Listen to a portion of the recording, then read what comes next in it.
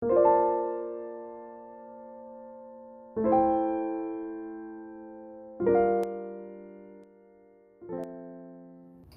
오늘 저는 고린도후서 4장 7절부터 10절까지의 말씀을 가지고 질그릇이라고 하는 제목으로 하나님의 말씀의 은혜를 함께 나누고자 합니다. 여러분, 겨울이 다가오면 모든 집집마다 준비하는 것이 있습니다. 월동 준비하죠. 그 중에 가장 중요한 준비가 뭘까요? 그렇죠. 김장하는 겁니다. 김장. 그래서 저도 가만히 생각해 보니까 초등학교 5학년 때 제가 고향을 떠나오기 직전인 초등학교 5학년 때 어머니와 함께 김장을 했어요. 근데 가만히 봤더니 하여튼 도와줄 사람이 없어서 아버지는 외제 나가 계시고 어머니와 저와 단둘이서 수백 포기의 김장을 같이 했습니다. 마당에서. 정말 힘들더라고요. 지금도 가만히 생각하면 그걸 어떻게 했지 싶어요.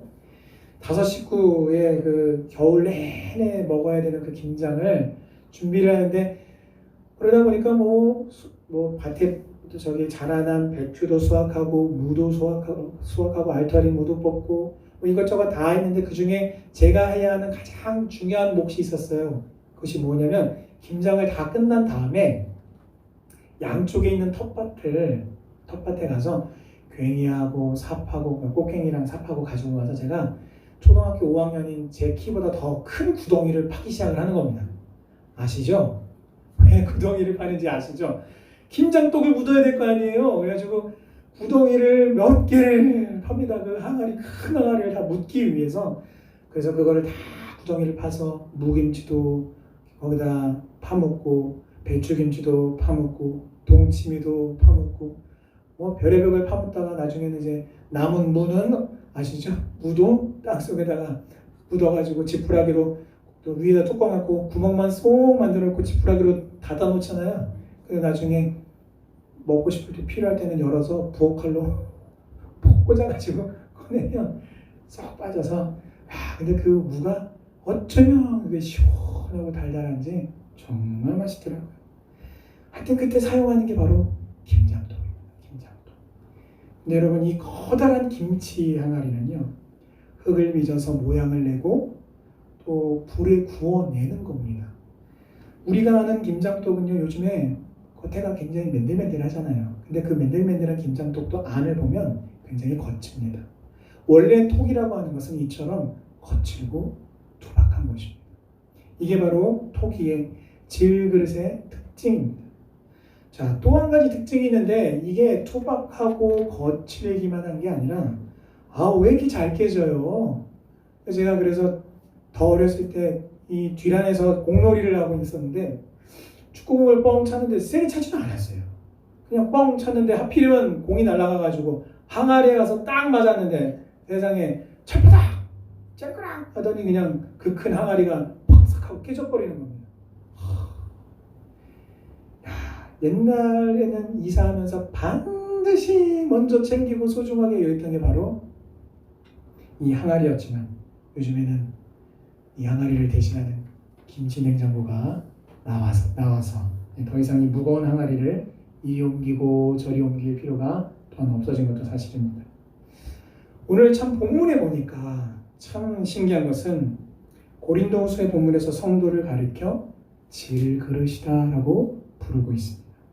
자, 그렇다면 성도를 가리켜 질그릇이라고 부르고 있다면, 질그릇과 같은 성도로서 무엇을 주의하고 무엇에 집중해야 하는지, 무엇을 힘써야 하는지를 살펴봄으로써 성도가 맡은 본분과 승리하는 믿음의 삶을 함께 알아보도록 하겠습니다. 그래서 오늘의 말씀 앞에서 우리가 순종을 결단하고 또한 열매 맺는 저와 여러분이 되시기를 주님의 이름으로 축원합니다.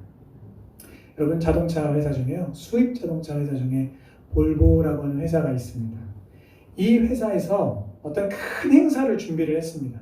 그래서 어떻게 했냐면, 쉽게 말하면 보물찾기 행사를 준비한 거예요. 근데 그 보물찾기 중에 1등 상품을 어디다가 숨겼느냐? 스케일도 큽니다. 스페인의 해안가에, 바닷속에다가 1등 선물을 수장을 시키는 겁니다. 그리고 이 보물을 힌트를 가지고 이 보물을 찾는 사람은 1등 상품을 찾게 하려고 그 상품을 가지고 바닷속으로 스킨스쿠버로 다이빙을 해가지고 바닷속에 묻으려고 가다가 진짜 난파선을 발견한 거예요. 그리고 이 난파선에서 대략 한 4,650억 원에 해당하는 어마어마한 보물이 발견이 되었습니다.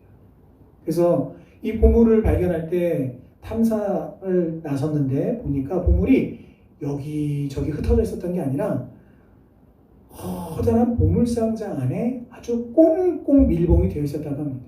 그리고 그 보물상자조차도 아주 섬세한 세공과 화려한 장식이 되어 있어서 그 상자조차도 어마어마한 보물이었다고 합니다. 쉽게 말하면 보물은 어디에 담습니까? 보물 상자에 담는 것이 일반적이고 그것이 정상일 것입니다. 그런데 하나님은요, 보물을 이런 보물 상자에 담지 않으시고 투박하고 거칠고 연약하기 없는 질그릇에 보물을 담으셨습니다. 그래서 오늘 말씀해 보니까 이 보배를 질그릇에 가졌으니 라고 표현하고 있습니다. 하나님께서는 구원받고 거듭난 성도를 가리켜서 질그릇이다 라고 그렇게 표현하고 계십니다. 그렇다면 여러분, 이 질그릇 안에 있는 질그릇? 내가 질그릇이야? 그러면 질그릇 안에 보물이 있다고 하는데 이 보물은 도대체 무엇인가? 라고만 생각해 봤더니 오늘 저희들이 읽은 본문 바로 앞드린 6절에 이렇게 말씀하십니다. 어두운 데 빛이 빛이라 말씀하셨던 그 하나님께서 예수 그리스도의 얼굴에 있는 하나님의 영광을 아는 빛을 우리 마음에 비추셨느니라. 아멘. 그 보물이란 바로 하나님의 영광을 아는 빛을 의미합니다. 즉 질그릇과 같은 우리 안에 있는 보배란 하나님의 영광을 아는 빛이다라는 것을 알 수 있습니다. 그리고 오직 예수 그리스도의 복음을 통해서만 하나님의 영광의 빛을 알 수 있습니다. 그렇습니다. 예수님은 십자가의 대속으로 죄인을 의인으로 변화시키셨습니다. 죄와 사망으로 죽었던 저와 여러분들을 생명으로 옮겨주셨습니다. 마귀의 자녀들을 하나님의 자녀로 새롭게 거듭나게 해주셨습니다. 그래서 예수의 피로 거듭난 영혼들만이 하나님의 은혜와 사랑을 알고 또 그 은혜와 사랑에 반응하는 것입니다. 하나님의 영광을 갈망하며 말씀을 따라 순종할 수 있는 것입니다. 죄 많은 이 세상에서 하나님의 영광을 깨닫고 갈망하며 사는 것은 우리 성도에게 있어서 큰 힘과 또한 큰 능력이 되는데 이 큰 힘과 능력이 의미하는 것은 바로 죄의 오염으로부터 나 자신을 지킬 수 있다는 것입니다. 여러분, 사사시대에 가면은 많은 사사들이 있죠. 그 중에 기드온이라고 하는 사사가 있었습니다. 미디안과의 전투가 벌어졌을 때 하나님께서 기드온에게 어떻게 구체적으로 싸워야 할지를 알려주셨습니다. 그때 사용했던 방법이 바로 이 횃불을 항아리 안에 감추었다가 불을 붙인 채로 항아리 안에 감추었다가 미디안 진영을 뺑 둘러서 포위를 한 후에 하나님이 신호를 주시면 일제히 그 항아리를 깨고 나팔을 불며 여호와와 기드온의 칼이다 라고 그렇게 외치라고 하나님께서 명령하셨습니다. 여러분, 이대로 해서 어떤 일이 벌어졌습니까? 진영을 둘러서서 횃불을 들고 나팔을 불고 소리를 질렀을 뿐인데 미디안 병사들이 이리저리 우왕좌왕하다가 자기들 안에 도망을 친다고 난리를 치다가 자기 편끼리 서로 칼부림을 하고 서로를 죽이고 그렇게 진멸하고 말았습니다. 즉 질그릇 안에 있던 횃불, 그 빛이 심리적인 공격을 가해서 미디안 진영을 뒤흔들어 놨고 스스로 망하게 하였다는 것입니다. 그러나 이 일은 하나님께서 하신 일이고 결국은 항아리 속의 이 횃불은 오직 여호와 하나님의 능력으로 인해서 하나님의 군대 또한 성도의 능력과 무기가 된 것입니다. 그렇습니다. 오늘 본문에서 말씀한 바와 같이 질그릇 안에 담긴 복음의 광채는 하나님께서 성도에게 주시는 매우 큰 능력입니다. 따라서 저와 여러분의 신앙의 삶은 이러한 하나님의 능력을 계속해서 체험하는 현장이 되어야 합니다. 자, 이제 우리는요, 우리 안에 예수 그리스도의 복음이라고 하는 보물이 있다는 것을 다시 한번 알게 되었습니다. 결국 성도의 맡은 본분은 보물을 잘 담아내는 것입니다.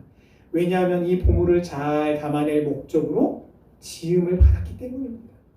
하나님의 영광의 빛을 아는 것이란 곧 말씀대로 순종하고 기도하면서 살아계신 하나님의 응답을 경험하는 체험신앙을 의미합니다. 그리고 이 체험신앙은 오직 하나님의 영광을 위해서 자신의 인생의 모든 기준과 초점을 하나님께 맞추는 것입니다. 다시 한 번 더 반복하겠습니다. 성도의 본분은, 질그릇의 사명은 보배를 잘 담아내는 것입니다. 이것을 두고서 오늘 본문에서는 예수의 죽음을 몸에 짊어짐으로써 예수의 생명이 몸에 나타나게 하려 함이라고 표현하고 있습니다.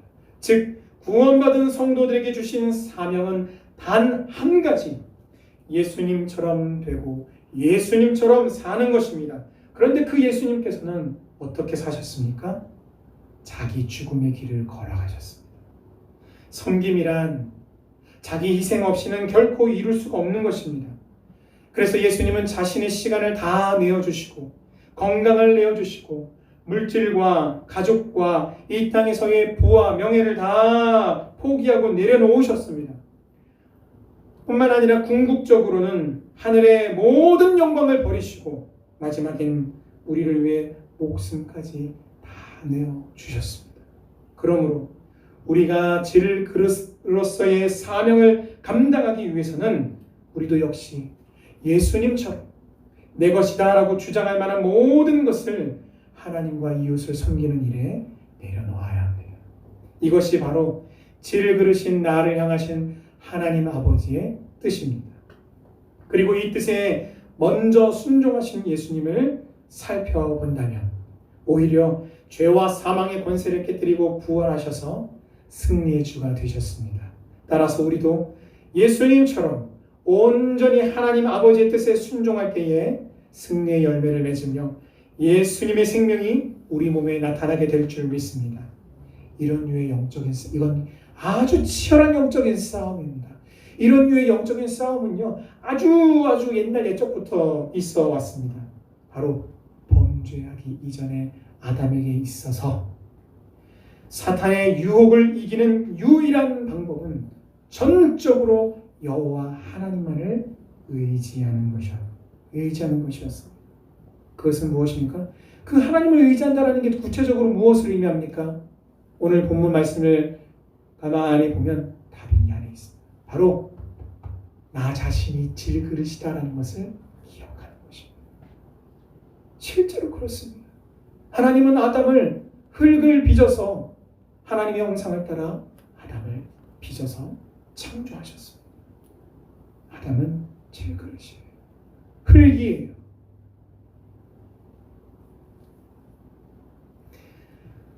그러나 자신의 영적인 정체성을 망각하고 교만한 마음을 품었을 때 오히려 자신을 향한 그 사탄의 공격과 위협을 아주 매력적인 것으로 여기고 그것을 덥석 물고 마는 것입니다. 구원받은 성도인 저와 여러분도 마찬가지입니다.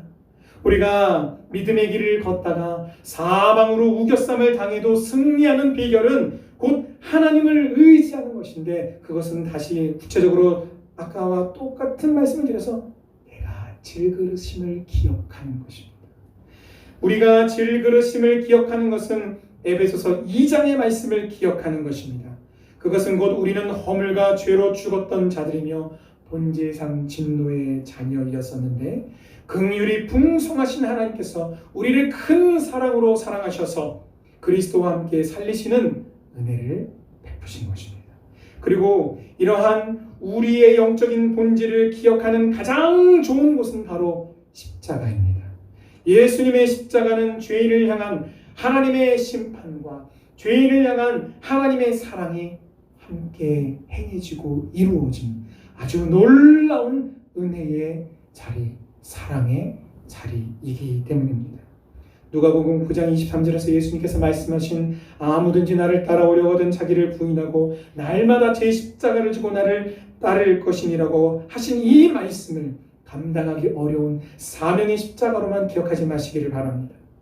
나의 영적인 본질을 기억하는 십자가로 기억하고 바라봄으로써 예수의 생명을 담은 질그릇임을 항상 기억하여 영적인 싸움에서 승리하는 여러분 되시기를 주님의 이름으로 기원합니다. 아멘. 자, 그렇다면 이렇게 귀한 보물을 담을 그릇이라면 성도인 우리를 하나님이 좀 더 튼튼하게 만드셨으면 얼마나 좋았겠습니까? 그래서요, 하나님이 나를 좀 튼튼하게 만들어 주셔서 시험에도 안 들고 또 병도 안 걸리고 재정적으로도 풍성하고 무조건 형통하고 세상의 모든 사람들이 기독교인이다 라고 하면 모두 우러러보고 존경해주고 또 유명한 자가 되어서 그렇게 내 안에 담긴 그 귀한 보물이 되신 예수님을 사람들이 그렇게 부러워할 때마다 예수님 때문입니다.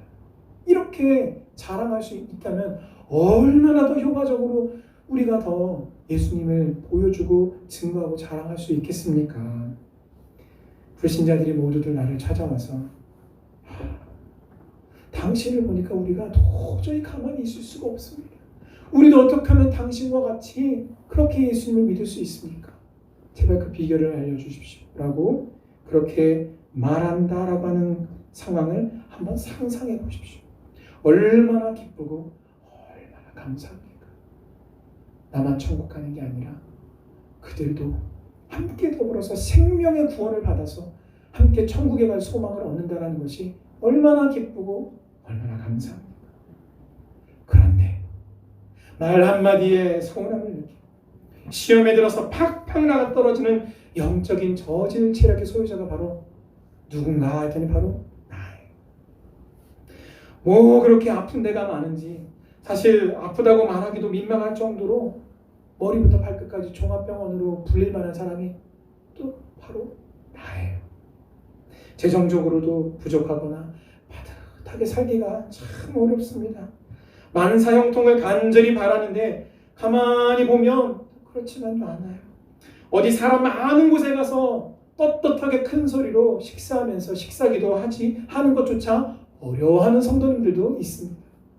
내가 크리스찬이라고 내가 내 안에 계신 보배 되신 예수님을 당신도 좀 믿었으면 좋겠다라고 말했더니 세상에나 너나 잘 믿으라 이런 이야기를 하기도 합니다. 왜 그러셨어요? 하나님 왜 그러셨어요? 완벽한 것도 원하지 않고 아니 조금만 더 튼튼하고 예쁘게 아니 하물며 조금만이라도 좀 더 귀엽게 만드셨으면 좋았을 텐데 이렇게 거칠고 투박하고 연약한 그릇으로 아무도 관심을 가져주지 않는 그런 질그릇으로 약해서 조금만 충격을 받아도 깨져버리기 쉬운 질그릇으로 지으신 것이 얼마나 야속하고 속상할 때가 많은지 모릅니다. 하나님 왜 그러셨어요? 여러분 우리 이 질문에 하나님은 이렇게 대답하십니다. 이는 심히 큰 능력은 하나님께 있고 우리에게 있지 아니함을 알게 하려 함이라. 아멘. 아멘. 여러분 믿음이 없는 사람에게는요 우리의 부족함과 연약함이 불순종의 변명과 이유거리가 되지만 믿음이 있는 사람에게는 우리의 부족함과 우리의 연약함이 믿음의 순종으로 올라가는 디딤돌이 됩니다. 사도 바울은 이것을 분명히 알았습니다. 그리고 열심히 최선을 다해 예수님을 본받는 삶을 살았습니다. 그러한 사도 바울의 삶의 모습을 이렇게 설명하고 있습니다. 사방으로 우겨쌈을 당하고 답답한 일을 당하고 박해를 받고 거꾸러뜨림을 당했다. 여러분 위대한 사도 바울 진정한 다메섹에서 예수 그리스도를 주님이 강권적으로 그를 만나 주셔서 진정한 인생 역전을 경험한 사람 보물상자와 같이 외적으로 자랑하고 드러내고 보여줄 것이 많았던 내세울 것이 많았던 그였지만 하나님이 지으신 질그릇임을 깨닫고 오직 복음의 보배를 지키는데 목숨을 건 사람이 바로 사도 바울입니다. 이처럼 근데 여러분 오늘 그러한 사도 바울이 사방으로 우겨쌈을 당하고 답답한 일을 당하고 박해를 받고 거꾸로 뜨림을 당했다라고 그렇게 말을 하고 있습니다. 이러한 믿음의 선배들의 삶을 살펴보니까 우리와 별반 다를 게 없어요. 그들도 우리처럼 사방으로 우겨쌈을 당했습니다. 여러분, 이 우겨쌈이라는 이 표현을 제가 사전을 찾아보니까 세속적인 표현으로 다굴이라고 합니다. 그리고 이 다굴이라는 말을 사전에 찾아보니까 이것이 불황자들의 은어인데 몰매를 의미한다라고 말하고 있습니다. 몰매 아시죠? 한 사람을 가운데 두고 뺑 둘러서 함께 다 같이 한꺼번에 매를 치는 겁니다. 그게 몰매예요. 정신을 차릴 수가 없는 거죠. 안 좋은 일이 한 가지도 아니고 연속해서 여러 가지 일들이 계속해서 꼬이고 풀리지 않을 때에 바로 경험하는 것입니다. 또한 사도 바울이 어떤 일을 당했습니까? 답답한 일이란 정신적으로 아주 혼란스럽게 만드는 그런 일을 의미하는 것으로 우리 마음이 어려운 일을 당하는 것을 의미합니다. 여러분 보세요. 사람이 힘든 일을 만나면 아이고 힘드네 하고 끝납니까? 그렇지 않아요. 우리가 고난을 만나고 고통을 당하고 힘든 일을 당하면 즉각적으로 어디에 반응이 옵니까? 우리 마음의 반응이 바로 찾아옵니다. 왜냐하면 우리 인간은 하나님이 우리를 육체만으로 지으신 것이 아니라 우리를 지으시고 그 코에 하나님의 생기를 훅 하고 불어넣으셔서 살아 움직이는 생명이 되게 하셨기 때문입니다. 그래서 고난과 고통을 당할 때 그 일들은 항상 우리의 마음과 직결이 됩니다. 그래서 우리가 마음의 답답함을 느끼게 되고 또한 우리 역시 고난을 받고 넘어뜨리는 일을 당하기도 합니다. 야, 이거 가만히 보니까 사도 바울이네는 아나 차이가 없구나. 별반 다를 바가 없구나. 똑같네 라고 생각이 드시죠. 그러나 결정적인 것 하나가 다릅니다. 그것은 바로 이 모든 일들의 결과입니다. 우리는 위에서 말했던 고난과 고통을 당할 때요, 승리할 때도 있습니다. 그러나 참 많은 부분에 있어서 실패와 넘어짐을 경험합니다. 한마디로 말해서 질그릇이 팍삭하고 깨지는 것을 경험한다는 것이죠. 그러나 여러분, 오늘 고린도후서 본문 말씀을 보십시오. 사도 바울의 경우에는 우겨쌈을 당해도 쌓이지 않고 답답한 일을 당해도 낙심하지 않으며 박해를 받아도 버림받지 않고 거꾸로 뜸을 당해도 망하지 않습니다. 여러분, 왜 이런 차이가 생기는 것일까요? 이런 질문에 목사님, 사도 바울은 사도고요, 저는 저니까 그렇습니다 라고 대답하신다면 빵점짜리 대답입니다. 만점짜리 그러면 정답은 무엇입니까? 바로 목적과 방향성에 있어서 차이가 나기 때문입니다. 이게 정답이에요. 그럼 그게 구체적으로 무슨 뜻이냐? 사도 바울은 질그릇이 아니라 보물이 값지다라는 것을 알았고 이 보물을 나누는 삶을 살았기 때문에 승리하는 삶을 살았습니다. 그래서 우겨쌈을 당해도 박해를 받아도 어려움을 당해도 그는 여전히 주님과 함께 더불어서 승리할 수 있었습니다. 그러나 여러분, 우리는 어떻습니까? 보물이 귀하다는 것을 알아요. 모르는 사람 없어요. 모르는 성도 없습니다. 이 복음의 빛이, 하나님의 영광을 아는 이 빛이 우리 안에 있다는, 이것이 귀하다는 것을 다 압니다. 그럼에도 불구하고 그것을 알면서도 보물을 내다 버리고 질그릇이 깨질라 질그릇의 모든 것을 집중하는 삶을 살았기 때문에 보배의 심히 큰 능력을 경험하지 못하는 것입니다. 여러분, 무엇 때문에 고난과 고통을 당하십니까? 이 질문에 사도 바울은 당당하게 오직 예수, 오직 복음이라고 분명하게 외칠 수 있었습니다. 복음의 빛을 경험한 자는 누가 시키지 않아도 주님을 사랑함으로 하나님의 영광을 위한 삶을 사는데 자신의 목숨을, 자신의 가진 모든 것을 다 바치는 거예요. 그러나 실패하는 사람들은 보물이 아니라 질그릇을 위하고 질그릇의 행복을 추구하며 살기 때문에 고난과 고통을 당하는 것입니다. 사랑하는 장락교회의 성도 여러분, 보물이 귀하다는 것을 알면서도 질그릇이 깨질까 하여 자신의 연약함에 주목하는 삶을 살아오지는 않으셨습니까? 어차피 보물은 내 안에 내 것이 되었으니, 이것을 다른 말로 다시 가리켜서 이미 나는 예수 믿고 구원을 받았고 구원의 확신이 있으니 이제 질그릇에 도금을 좀 해서 업그레이드 해보자고 질그릇의 행복을 추구하는 삶을 살아오지는 않으셨습니다. 만약 그러하셨다면 그런 저와 여러분을 위해서 하나님께서 해법을 준비해 주셨습니다. 그것은 바로 경건생활입니다. 말씀과 기도 생활이 바로 경건생활입니다. 첫째는 기도생활입니다. 하나님의 말씀은 가까이 하고 의지하면서도 우리가 기도하지 않는다면 해법은 아는데 그 해법대로 실행할 힘과 능력은 결코 공급받지 못하는 것입니다. 여러분, 북한이 식량난으로요 한참 많은 사람들이 굶어 죽어나갔을 때가 1997년도입니다. 그 97년도에 북한의 어느 한 마을에 3남매가 안방에 누워 있었습니다. 엄마와 아빠는 식량을 구하러 갔다 오겠다고 집을 나섰지만 언제 돌아오겠다는 기약도 없고 맨날 며칠이 지나도 오지도 않습니다. 그 기간 동안 이 3남매는 계속 굶었고요. 안방에 그냥 누워 있었습니다.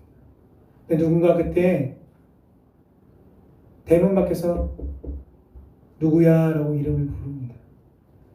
근데 지금 어떤 상황이냐면 그 누구야? 라고 부르는 소리가 희미하게 귓가에는 들리는데 대답할 힘조차 없어요. 문을 열고 그 안방의 문지방을 넘어갈 힘조차 없는 겁니다. 아는데 이대로 있으면 죽는다는 것도 아는데 알면서도 기어나갈 힘도 대답할 힘조차 없는 겁니다. 말씀을 많이 공부하고 암송하고 가까이 하면서도 기도하지 않는다면 영적인 아사 상태에 빠지게 되어서 결국은 하나님을 의지하지 않고 세상의 방법을 쫓아가게 될 것입니다. 사랑하는 성도 여러분, 여러분을 새벽 예배로 초대합니다.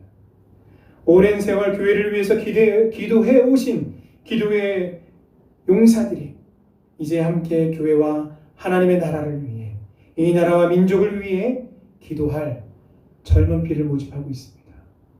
여기서 젊은 피는 나이 어린 사람을 의미하는 게 아닙니다. 함께 더불어서 기도할 기도의 용사들을 의미하는 것입니다. 여러분, 새벽 예배 나오셔서 개인 기도하시고요. 또 교회를 위해서 나라와 민족을 위해서 우리가 함께 이 중보의 사명을 함께 더불어 동력하며 감당하는 우리 장락교회로 하나님 앞에 그렇게 세워져 갔으면 좋겠습니다. 기도해야 하나님의 말씀대로 인도함을 받습니다. 두 번째는요, 말씀 생활입니다. 여러분, 기도 열심히 하면서도 하나님의 말씀을 등한시한다면요 잘못된 길로 빠질 수밖에 없어요. 올바른 말씀 없이 기도하다가 얼마나 많은 이단들이 생겨났는지 모릅니다. 여러분, 불이 났습니다. 불이 났어요. 그럼 불 났으면 어떻게 해야 됩니까? 불을 꺼야죠. 그런데 어떻게 됩니까? 불을 끌 때 소방관이 소방호스를 갖고 어떻게 합니까? 강력하게 뿜어져 나오는 그 소방호스를 이 끝에 관창이라고 하는 노즐을 황동으로 된 그 노즐을 탁 붙잡고 불이 나는 곳을 향해 정확하게 방향을 갖다 댈 때에 그 강력한 수압이 불을 꺼내는 것입니다. 이때 강한 수압으로 뿜어져 나오는 것이 바로 기도의 능력입니다. 그리고 그 불이 나는 곳을 향해 올바른 방향으로 갖다 방향을 맞추는 것이 바로 하나님의 말씀의 능력입니다. 그러므로 아무리 올바른 방향의 말씀을 붙들고 맞춘다고 한들 뿜어져 나오는 수압이 없다면 불을 끌 수 없는 것입니다. 반대로 아무리 강력한 수압이 뿜어져 나온다 하더라도 불이 난 곳이 아닌 엉뚱한 곳으로 말씀이 없어서 엉뚱한 방향을 가리키고 있다면 그 역시 불을 끌 수가 없는 것입니다. 말씀과 기도의 생활은 몸이 건조한 것이 아닙니다. 오히려 하나님은 살아계셔서 일하시고 역사하시기 때문에 믿음으로 말씀과 기도의 생활을 붙잡는 자에게 성령님께서 이 세상에서 가장 흥미진진하고 재미있는 놀라운 은혜의 세계, 응답의 세계, 역사의 세계로 성령의 역동성이 넘치는 응답의 세계로 저와 여러분을 인도해 주실 줄 믿습니다. 말씀을 맺겠습니다. 가장 귀한 예수 그리스도의 복음의 보물을 담은 내가 바로 투박한 질그릇임을 항상 기억하시기를 바랍니다. 그래서 말씀과 기도로 예수님의 모본을 본받아서 세상에서 가장 아름답고 귀한 보물상자임을 증거하고 드러내셔서 질그릇에 집중하는 것이 아니라 내 안에 담겨진 예수 그리스도의 복음, 말로만 전하는 복음 방송뿐만 아니라 입술로도 전하는 복음과 더불어 말씀과 기도 생활을 통하여 하나님의 능력을 보여주고 하나님의 그 역사하심과 살아계심을 보여주는 그러한 질그릇임을 기억하셔서 하나님의 심히 큰 능력을 삶으로 보여주고 증거하는 귀한 질그릇의 사명을 감당하시기를 주님의 이름으로 축원합니다. 아멘.